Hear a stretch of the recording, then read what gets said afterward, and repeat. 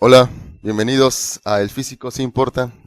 Hoy hablaremos del transformador monofásico, básicamente cómo transfiere la energía de un lugar a otro y además cómo se ve afectado su campo magnético y qué papel juega en la transmisión de energía.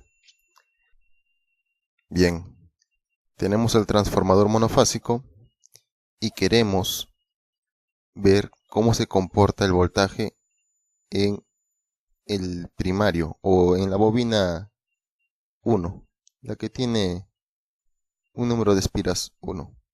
Este llamaremos bobina 2, que tiene número de espiras 2. Sabemos que va a haber un flujo resultante, es decir, un flujo magnético que va a través del núcleo ferromagnético.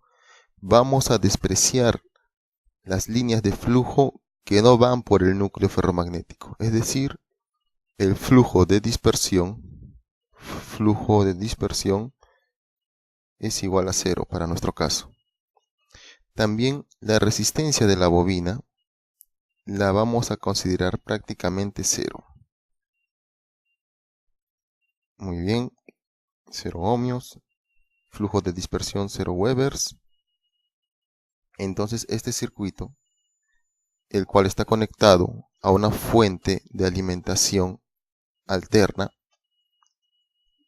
va a manifestarse de esta manera. B1 va a ser igual a que, bueno, la caída de tensión debido a la resistencia ya es despreciable, dado que la resistencia es 0, y solamente te quedaría la fuerza contraelectromotriz inducida por esta bobina, llamaremos de inductancia L1. Y tenemos lo siguiente, va a ser igual a L1 por la variación de la corriente 1 respecto del tiempo. Muy bien, a esto se le conoce como la fuerza contraelectromotriz. Si esto es más menos B1, va a ser igual a ¿quién? La caída de tensión óhmica más el voltaje E2. Voy a dibujarlo de este lado mejor. Tenemos una fuente de alimentación alterna, B1. Tenemos una resistencia de la bobina, resistencia 1. Tenemos una inductancia L1. Muy bien. Entonces se va a establecer una corriente en este sentido, I1. Este es más o menos en ese instante. Así es que puedo decir que B1 va a ser igual a ¿quién? La caída de tensión va de más a menos y la fuerza contraelectromotriz inducida va a generar una corriente de tal manera que se oponga a esta corriente I1, es decir, más menos, para que su corriente fluya de menos a más. Muy bien, y esa caída de tensión le llamaremos E1. Entonces tenemos R1 por I1 más, si partimos de este punto, este nodo, sería más E1 más la caída de tensión óhmica R1 por I1. E1. Eso es igual a B1 si partimos de este mismo nodo, pero hacia este punto. Muy bien, ya hemos dicho que R1 es prácticamente 0. Entonces por esa corriente I1 va a ser 0. Te queda que B1 es aproximadamente E1. Pero la fuerza contraelectromotriz en módulo, porque el signo ya se lo colocamos aquí, así es que en módulo tendría que ser N1 por la variación del flujo respecto de quién, del tiempo. Muy bien, nos quedamos con esta ecuación. Podríamos calcular el valor de la inductancia, pero no la necesitamos, pero usaríamos esto en realidad, y la curva del hierro. Pero hablemos de esta de acá. Si es que el voltaje 1 es senoidal, entonces su derivada, la integral va a ser una senoide. Por lo tanto, el flujo magnético resultante que atraviesa la bobina 1 también va a ser senoidal. Para hacerlo más fácil, vamos a asumir que el flujo resultante es igual a un flujo máximo por el seno de WT, donde W es radianes por segundo, y además, si esto lo reemplazamos en esta ecuación, vamos a ver que E1, que prácticamente es V1, porque la resistencia es prácticamente cero, despreciable, esto va a hacer que V1 sea igual a ¿quién? Veamos, derivemos el flujo y va a quedar N1, flujo máximo, rapidez angular, coseno de WT. Esto se logra, es decir, se logra que el voltaje E1 sea senoidal e igual a V1 si y solo si el voltaje producto de la caída de tensión de la resistencia de la bobina es despreciable. Es decir, asumiendo que la resistencia de la bobina, del cobre, del material del cual está compuesto la bobina, es prácticamente cero. Gracias a ello es que el flujo magnético termina siendo senoidal. La fuente ya sabemos que es senoidal, que viene de un generador tal vez síncrono, y genera una tensión senoidal. El flujo magnético va a resultar senoidal solo cuando esta resistencia sea muy pequeña, no es en realidad cero, pero es muy pequeña. Entonces, como consecuencia, el flujo magnético es senoidal. Y este es el caso en el cual se trabaja siempre el transformador. ¿De acuerdo? Muy bien. Si ya tenemos eso, vamos a ver qué polaridad tiene V1 con respecto al flujo magnético. Bueno, podemos hacer lo siguiente. Vamos a hacer una gráfica de corriente, perdón, de flujo versus tiempo y voltaje versus tiempo. Esto queda fácil porque ya sabemos que el flujo es senoidal y el voltaje también. Es decir, el flujo magnético resultante es una senoide y además el voltaje debería ser una función coseno. Es decir, parte de aquí. Baja a 0, llega al máximo cuando el flujo es 0 y llega a 0 cuando el flujo es máximo en sentido negativo. Entonces este será V1. Vamos a ver cómo comprobamos esto con el sentido del flujo magnético resultante, que es esto de acá. Si corresponde con nuestro arrollamiento, veamos. Cuando este flujo resultante está aumentando, es decir, vamos de 0 a pi, de 0 a pi medios, esto sería pi medios. ¿Qué pasa con el voltaje? Vamos a comprobarlo acá. Ya lo tenemos en la gráfica, pero hay que hacer la comprobación. Veamos. El flujo aumenta de 0 a pi medios. Entonces esta bobina va a intentar inducir un flujo magnético que se oponga al incremento. Si está aumentando en esa dirección, ese flujo va a inducir un flujo que se oponga a ese incremento. Muy bien. Si hace eso, ¿qué dirección debe tener el flujo de cargas en esta bobina? Veamos. Aplica la regla de la mano derecha. Tu pulgar apunta hacia abajo. Entonces, el flujo de cargas debería tener este sentido.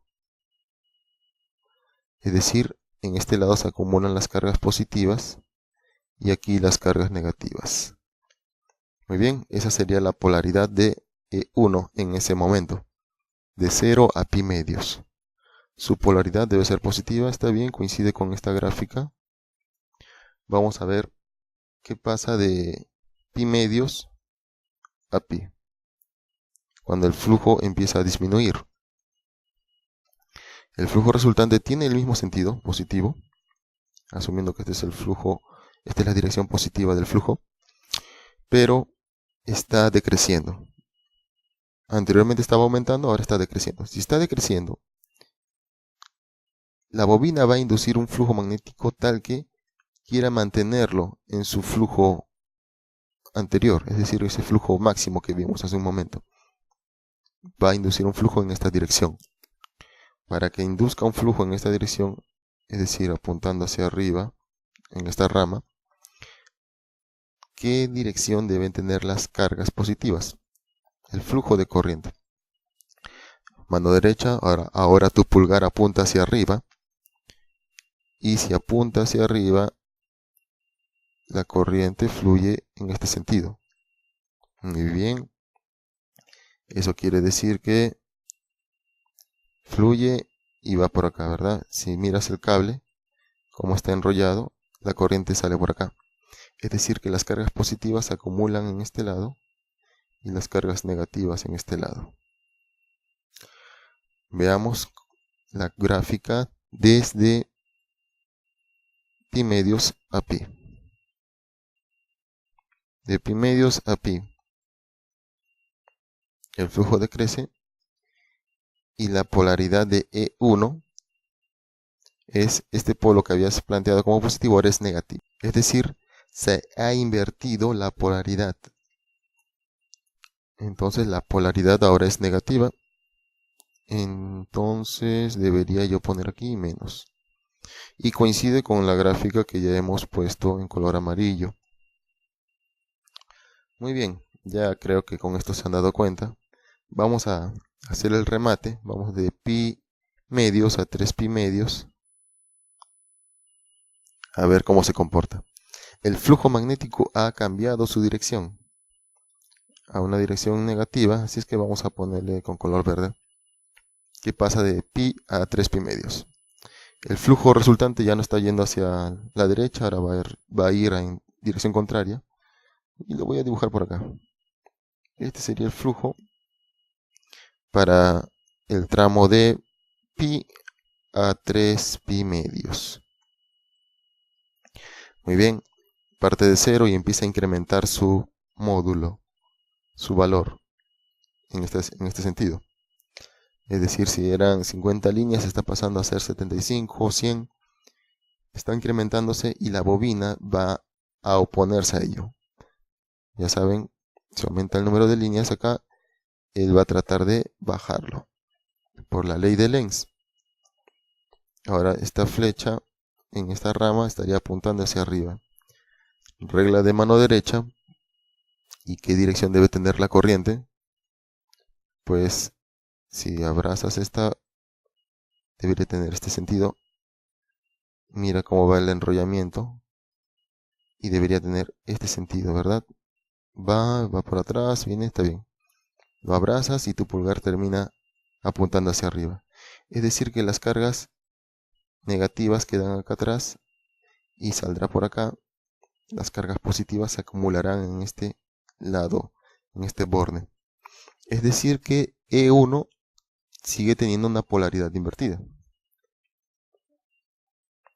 E1 sigue teniendo una polaridad invertida. Muy bien. Vamos bien hasta aquí. Terminemos. Hasta 2 pi. De 3 pi medios hasta 2 pi. Ya vamos a usar un color rojo, porque esto ya no se ve bien. El flujo magnético es negativo y va a disminuir su módulo.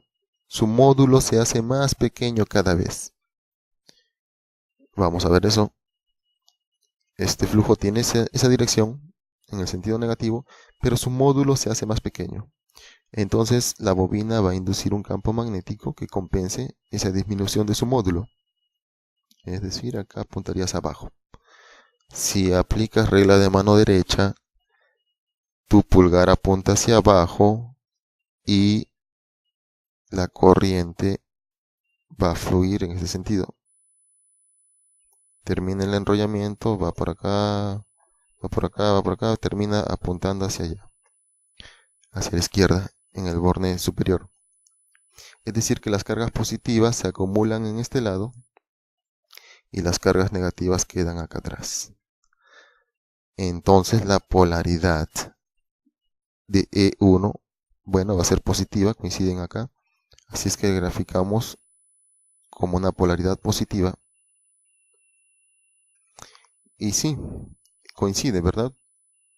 Dijimos que en el primer cuarto de periodo iba a ser positivo, coincide con la curva. El segundo tramo va a ser negativo, en el tercer tramo también. Y en el cuarto tramo también vuelve a ser positivo. Coinciden todos. Está bien, hemos dibujado bien la gráfica, el enrollamiento y la polaridad de E1, que es igual a B1. De hecho, de aquí en adelante solo voy a utilizar B1 para la explicación de lo que sucede en el lado secundario, es decir, este lado que está en circuito abierto. Esto de acá va a estar en circuito abierto. Es decir, no hay una corriente de carga por acá, pero sí va a haber una tensión inducida. ¿Y qué polaridad tendrá?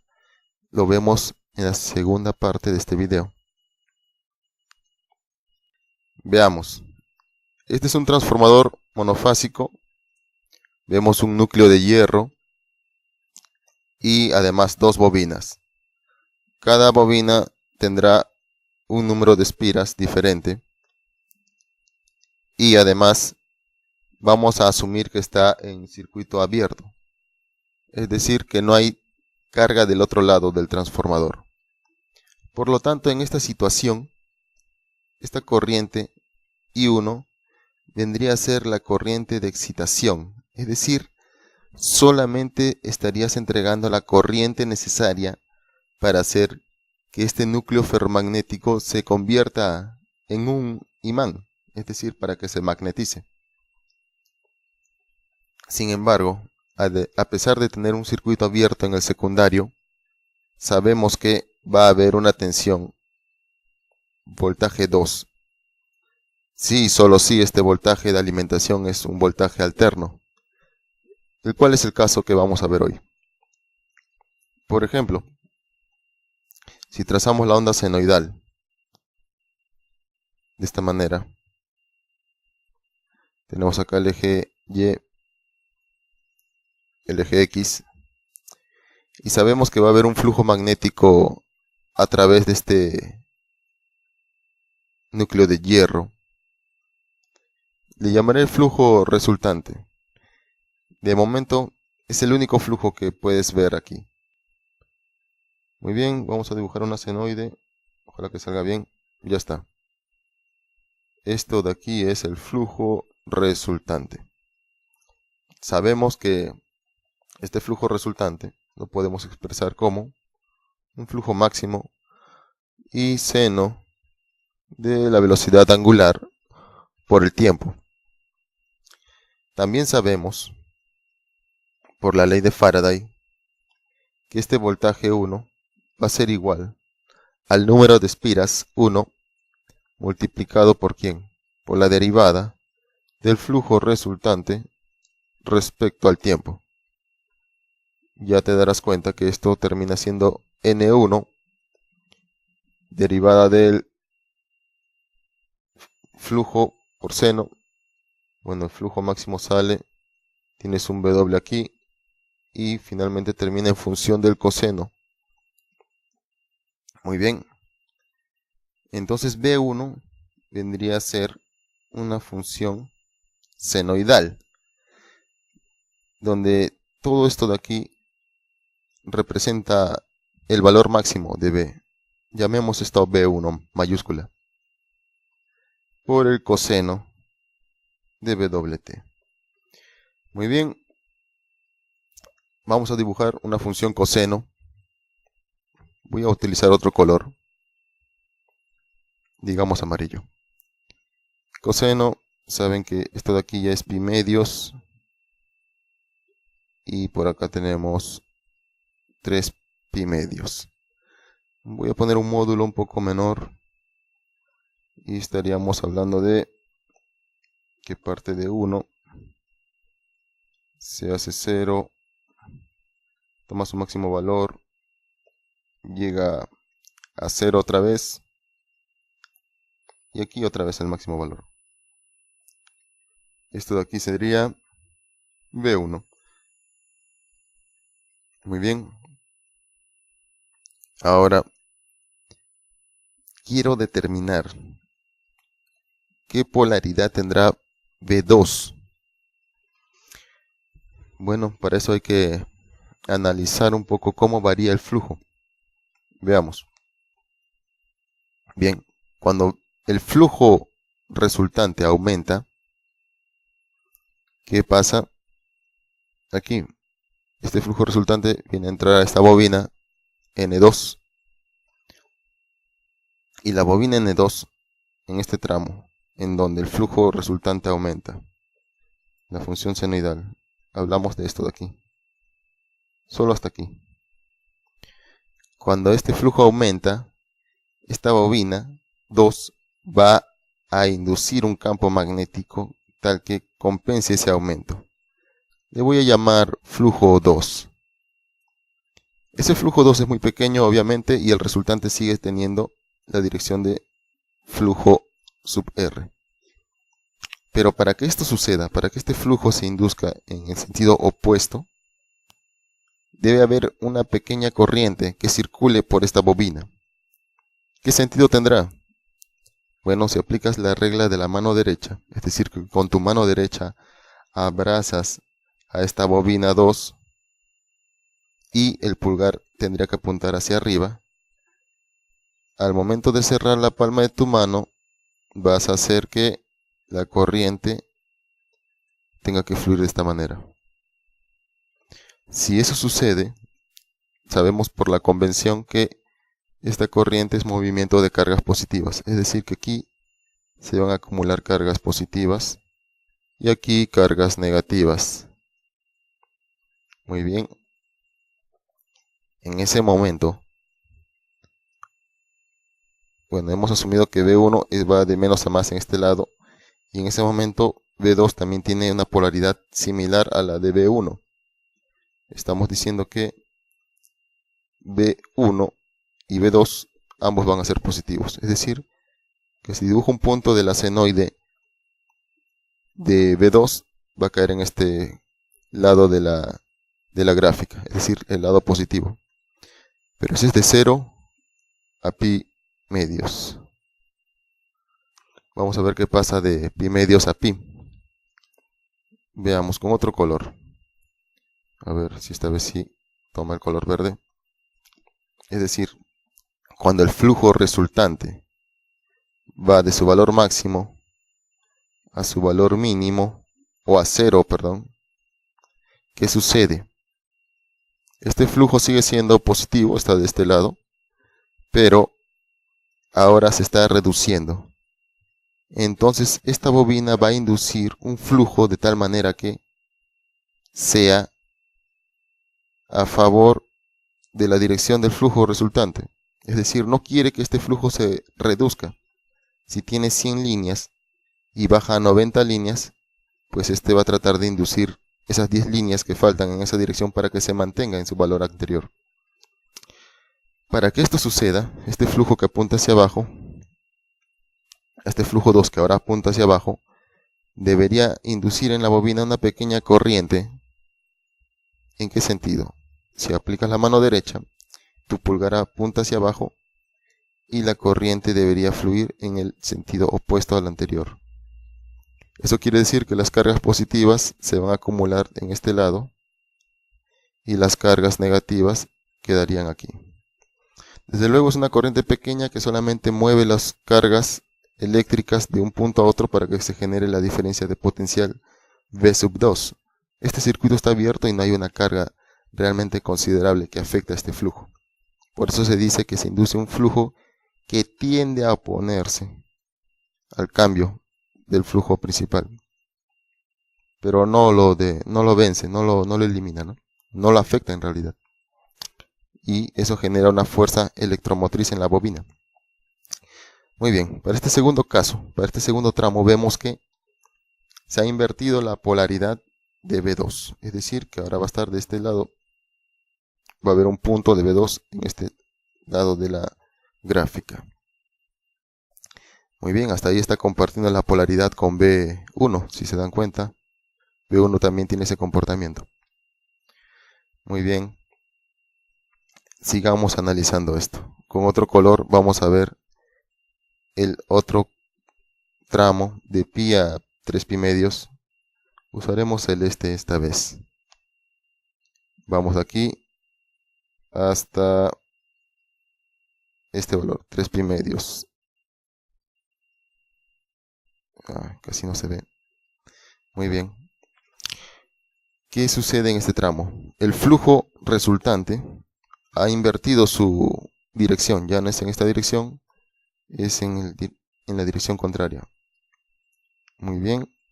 Y además, en este sentido, en este tramo de pi a 3 pi medios, está aumentando su valor. En este sentido, en el sentido contrario, el módulo empieza a incrementarse. Muy bien, aparecen más líneas de flujo en este sentido. Entonces, esta bobina va a inducir un flujo magnético que va a oponerse a ese aumento.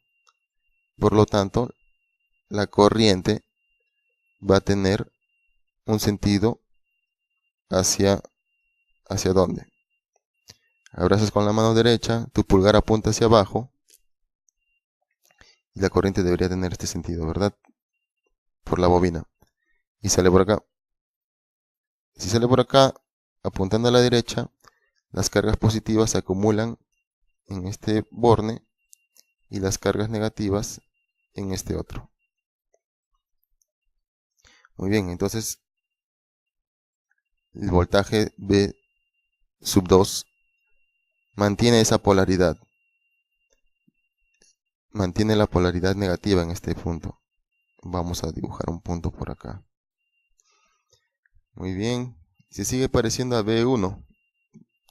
Puedo ya anticipar que en el último tramo, de 3 pi medios a 2 pi, también va a ser similar a voltaje B1. ¿Qué color puedo usar acá? Este color. Veamos. En este último tramo, cuando el flujo resultante va de 3 pi medios a 2 pi. Muy bien, tiene este sentido, porque estamos del lado negativo de la gráfica. El flujo resultante va hacia a la derecha en esta rama de abajo y además está disminuyendo en módulo. Pasó por el punto máximo, ahora se está yendo para hacer cero. Está disminuyendo, entonces la bobina va a inducir un campo de tal manera que tenga la misma dirección del flujo resultante para compensar su caída. Por lo tanto, si aplicas regla de mano derecha otra vez, ahora tu pulgar apunta hacia arriba y la corriente va a ser como la corriente de color amarillo que dibujamos anteriormente. Es decir, para este último tramo, el negativo se acumula aquí y como la flecha de la corriente va hacia la derecha, acá arriba, el positivo, las cargas positivas se acumularían aquí. Esa sería la polaridad de B2 en el último cuarto de ciclo. Es decir, aquí sería positivo. Muy bien. Sabemos que va a variar de forma senoidal porque el flujo lo hace de forma senoidal.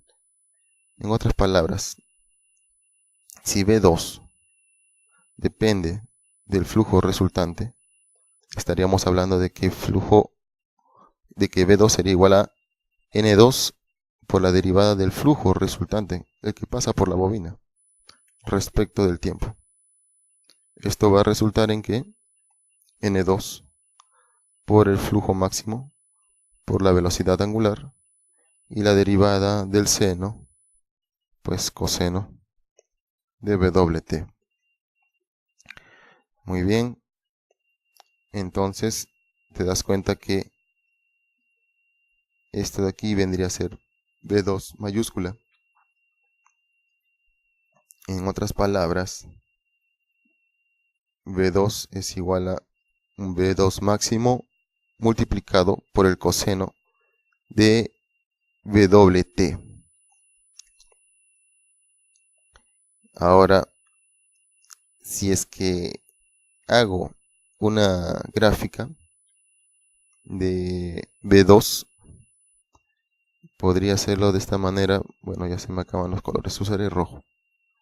Sabemos que va a ser una función coseno y debería tener una forma como la que vamos graficando aquí. Está parecida a V1,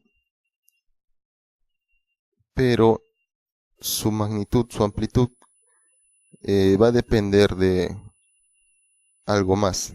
No sabemos si va a ser más grande o más pequeño que V1. Veamos, dividamos V2 sobre V1. V2 sobre V1. Entonces V2 es proporcional a N2 flujo velocidad angular. N2 flujo máximo del flujo resultante por la rapidez angular. Y V1 sería proporcional a N1 flujo máximo velocidad angular o rapidez angular si hablamos del módulo. Ves que se cancelan esos términos y solo queda N2 sobre N1. Entonces, para este transformador ideal, fácilmente puedes deducir que V2 sobre V1 es igual a N2 sobre N1. También lo pueden presentar de esta manera, que V2 sobre N2 es igual a V1 sobre N1.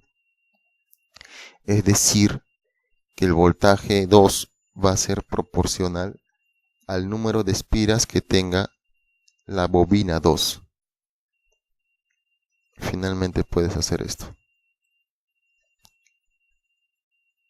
Si el voltaje, la bobina 2 tiene el mismo número de espiras que la bobina 1, pues V2 va a ser igual a V1. Es decir, sería el mismo nivel de tensión.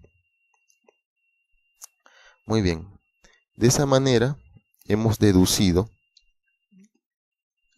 que para este tipo de enrollamiento el voltaje 2 tiene la misma polaridad que V1 y eso se representa en los diagramas con una convención de signos de la siguiente manera. Voy a utilizar un color más llamativo, de repente este verde, y se usan dos puntos.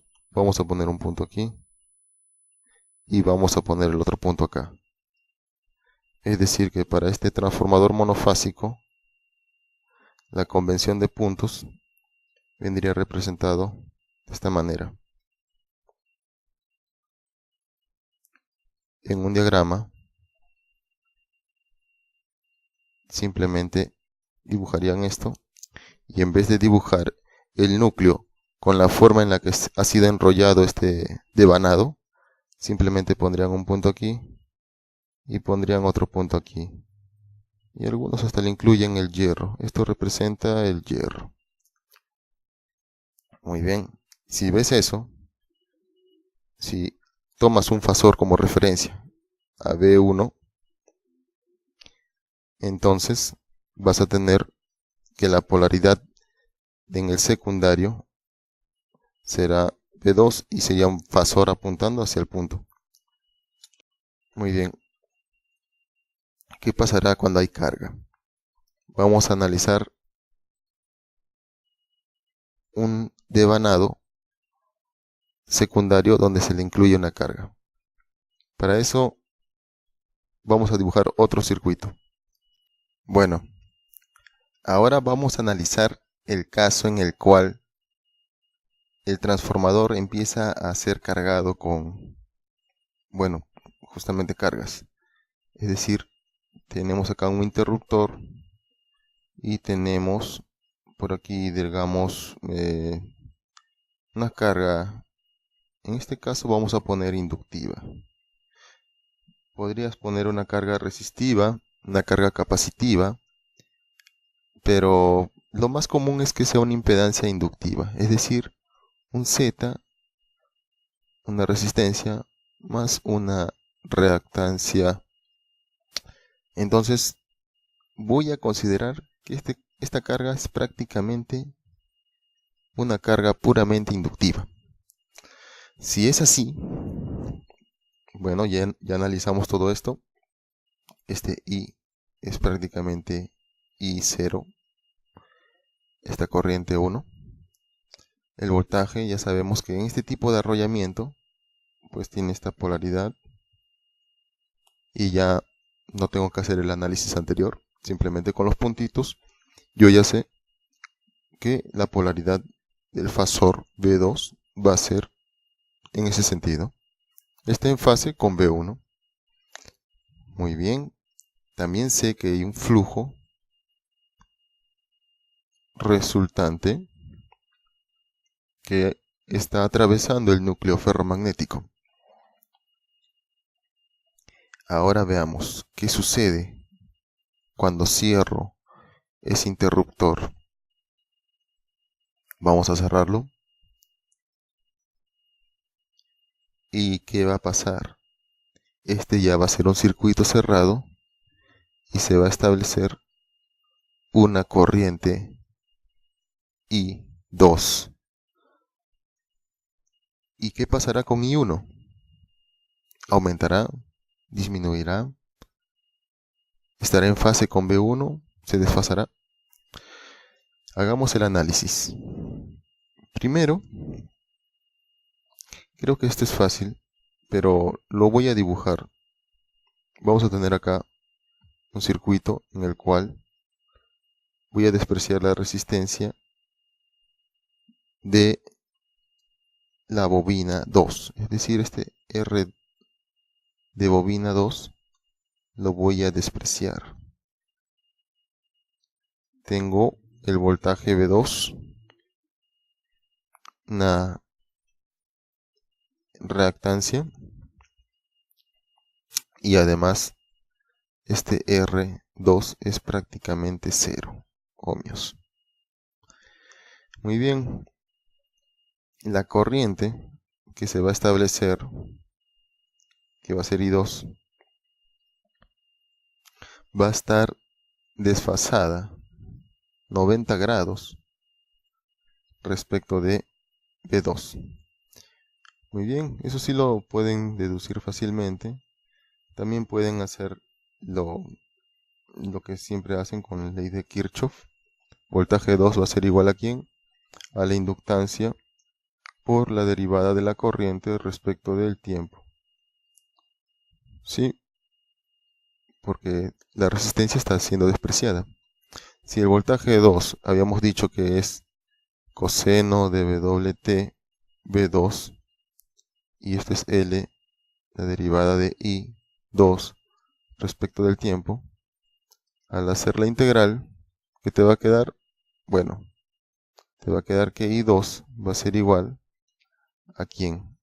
A V2 entre L integral de coseno WT diferencial de t.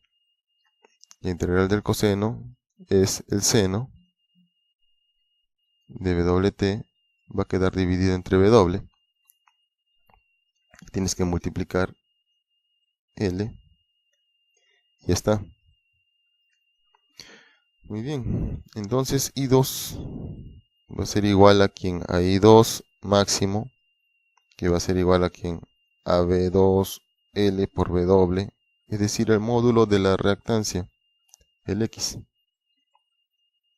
Lo pudiste haber trabajado como fasores y no habría ningún problema. La derivada del seno sale coseno y no hay ningún problema, todo está bien. Muy bien, sabemos que entonces que la corriente I2 se desfasa 90 grados respecto del voltaje V2, debido a que tienes una carga puramente inductiva. Un factor de potencia igual a ¿A cuánto? A 0. Sí. Muy bien. Ahora ya sabemos cómo se está comportando I2. Sabemos cómo se comporta V2, que está en fase con V1. Pero hay una situación. Esta corriente, que ahora sí existe, va a generar un campo magnético. Un campo magnético que va a estar en fase con esta corriente. Veamos cómo se comportarán los campos. Vamos a graficar por este lado una gráfica de flujo magnético resultante, el cual ya hemos dicho que es senoidal, para un voltaje senoidal V1. Muy bien. Ya sabemos, V1 es una función de coseno, no lo voy a dibujar, pero sí puedo decir que I2 está generando un campo magnético que es también una senoide, y será este de aquí. Recuerden que esta corriente se puede relacionar con quién, con el campo magnético. De esta manera, para el hierro. Si esto es flujo, o si quieres campo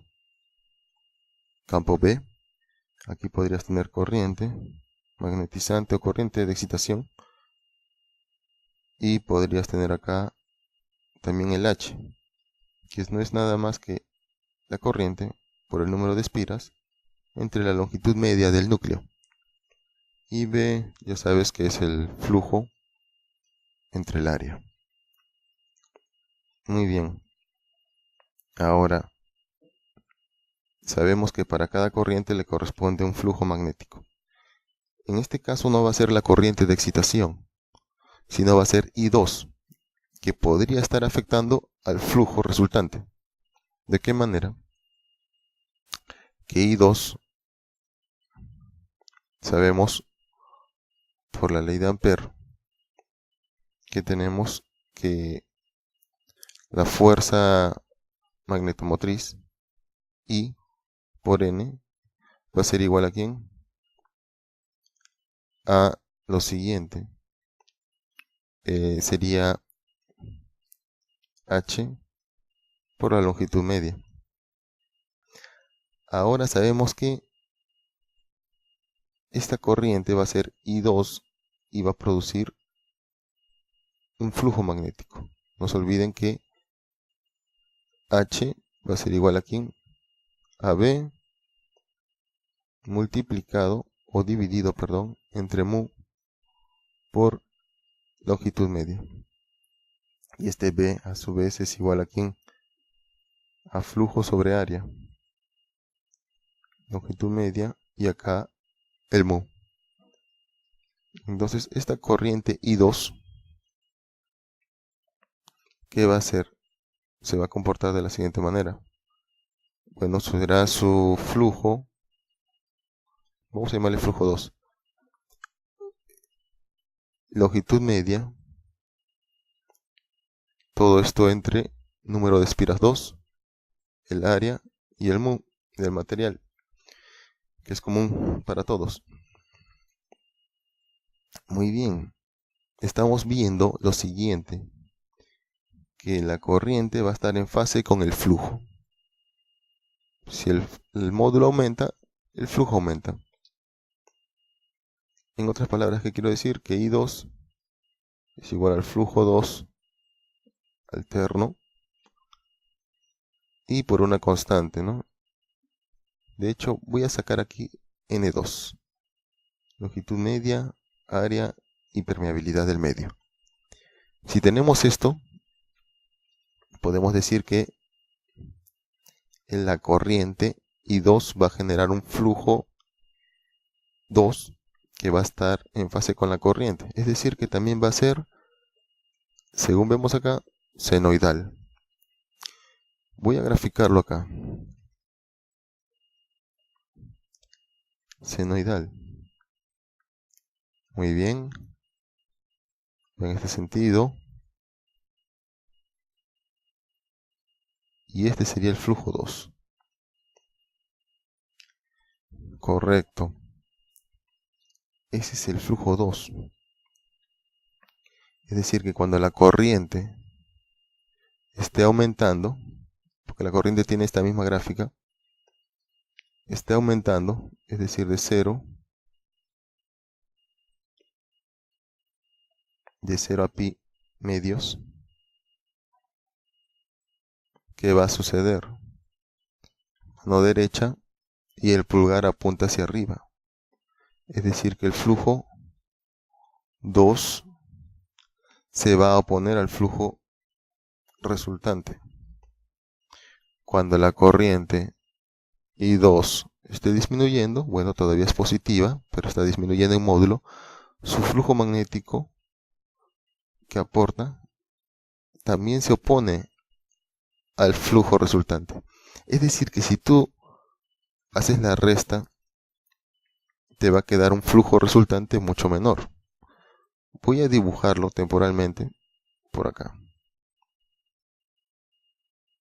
Este sería el nuevo flujo resultante. Si solo consideramos que existe el flujo 2. Pero en realidad, si este flujo resultante disminuye, ¿qué va a suceder? El voltaje inducido V2 va a disminuir. Recuerden que el V2 depende de su número de espiras, la variación de su flujo, del flujo que atraviesa la bobina respecto al tiempo.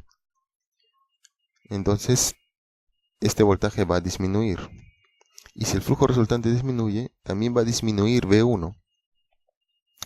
Muy bien, pero esto va a un generador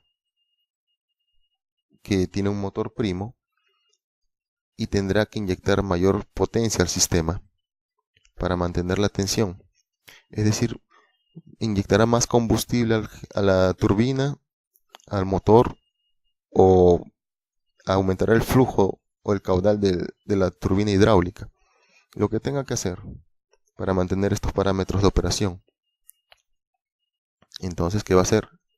Va a incrementar la corriente. Al incrementar la corriente, va a suceder lo siguiente. Vamos a retroceder esto hasta donde no había ese flujo. Muy bien. Entonces, al aparecer I2, aquí en el lado primario va a tener que aparecer una variación, un incremento. Le voy a llamar un delta de I1, porque ya le llamé I1.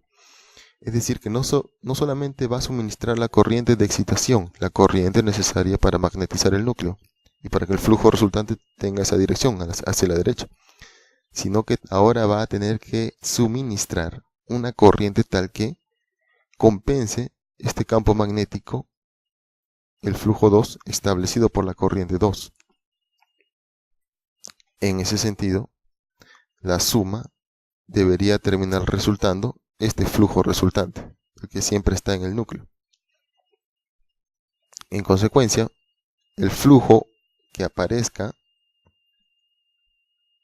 en la bobina 1 va a tener que ser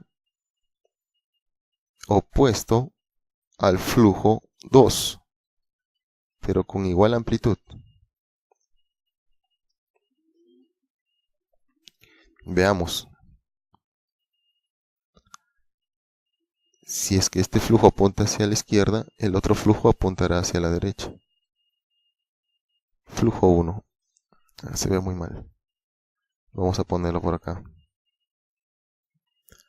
Flujo 1. Muy bien. Si es así, ¿qué dirección deberá tener la corriente? Pues de 0 a pi medios, pulgar hacia arriba, y la corriente que le estás inyectando adicional, delta de I1, sería en esa dirección, hacia la derecha. ¿Qué pasaría de pi medios a pi? Pues lo mismo, porque está aumentando, bueno, no está aumentando, sino que se mantiene en un valor positivo. Es decir, la dirección del flujo 2 va a tener esa dirección que ya está graficada. Y el flujo 1 también debe tener esa dirección para restarse, cosa que el resultante siga siendo el flujo resultante. Es decir, el flujo resultante anterior más el flujo, o bueno, la restan, que sería ¿quién? El flujo 1 menos el flujo 2, que esto debe resultar 0. ¿De acuerdo? Para que continúe siendo el flujo resultante, solamente el flujo necesario para magnetizar el núcleo. Entonces, cuando el flujo 2 cambia de sentido, se hace negativo, el flujo 1 también cambia de sentido y se hace positivo. Por lo tanto, si apunta hacia abajo, la corriente apunta hacia abajo. Siempre en fase con su flujo. Entonces vemos que cuando aumenta la corriente I2, es decir, se aumentan las cargas,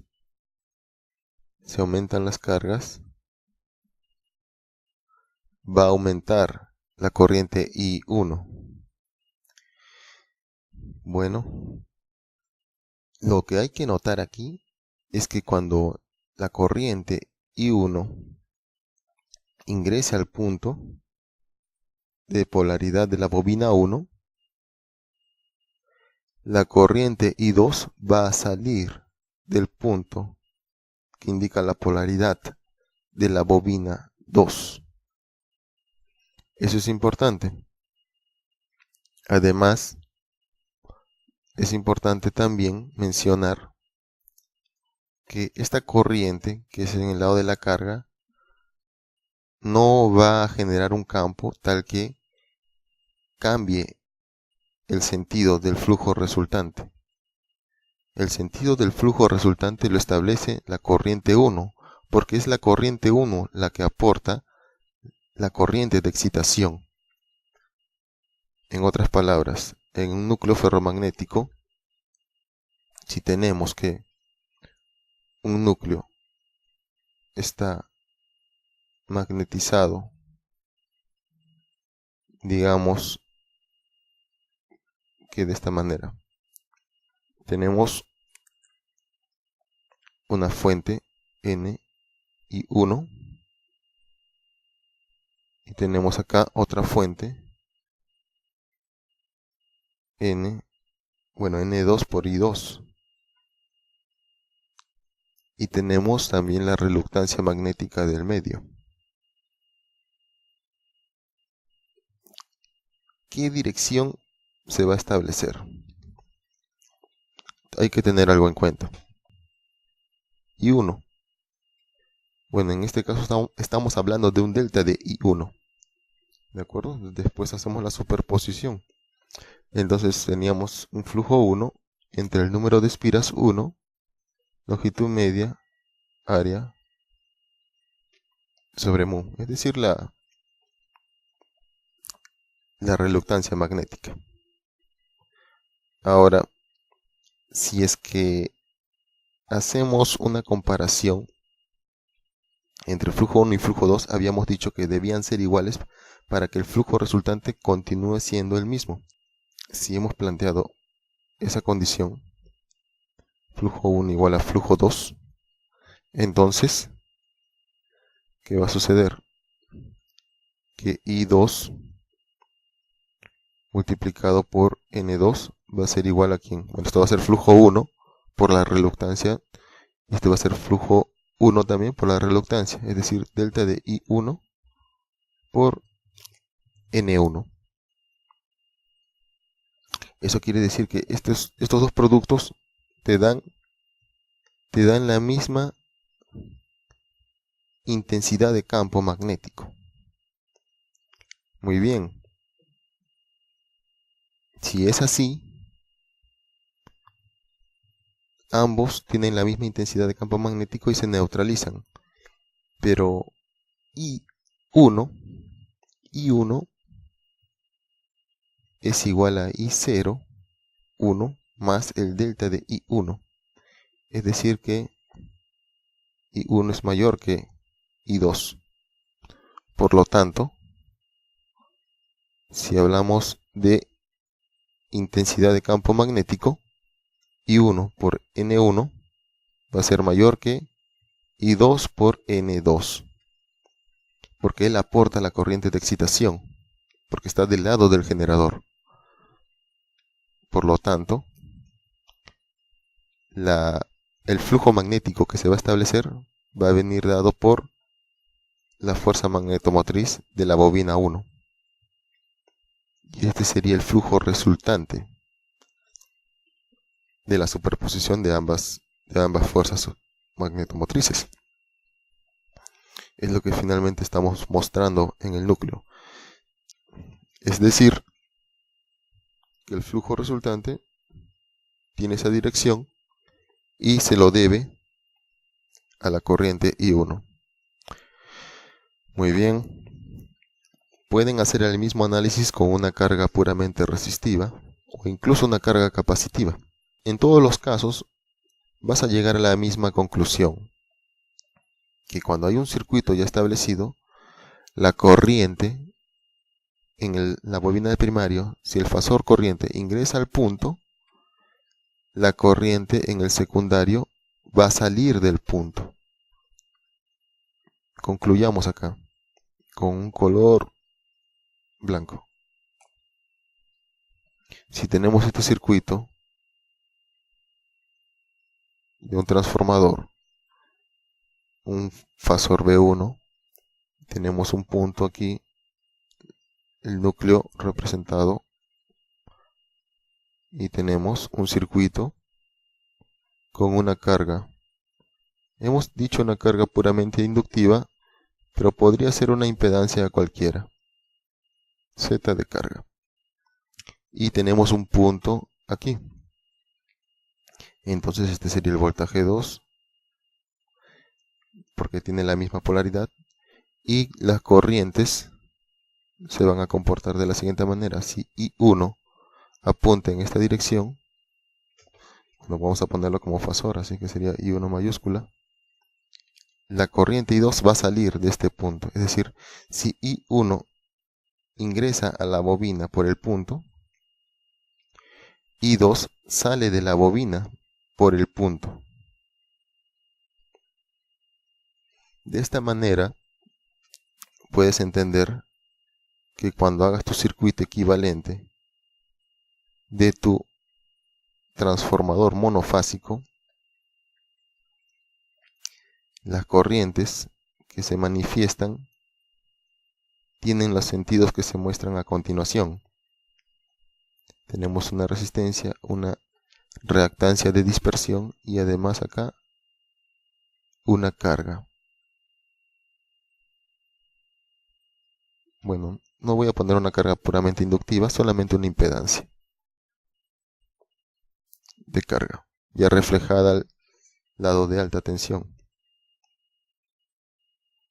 Verás que esta resistencia 1, esta es X1, esta sería resistencia 2 multiplicado por la relación de transformación al cuadrado. Le voy a llamar prima de una vez y me evito la multiplicación. Este sería V2 multiplicado por la relación de transformación, que sería V1 sobre V2.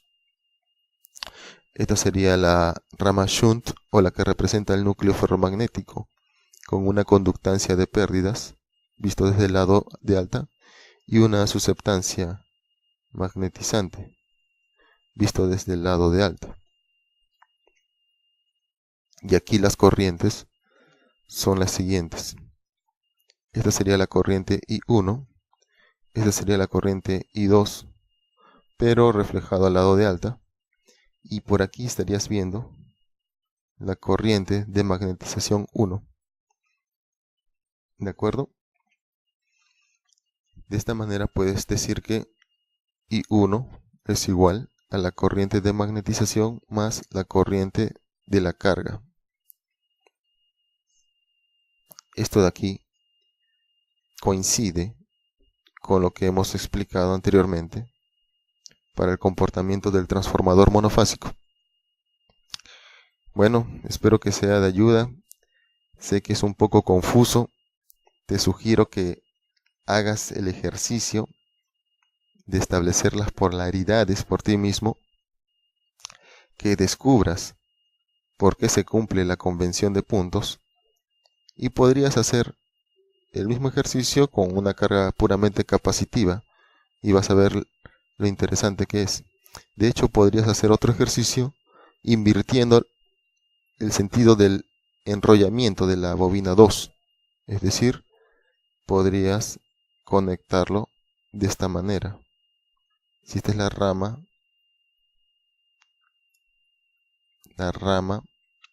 de la bobina 2, podrías hacer un enrollamiento de esta manera, que pase por atrás.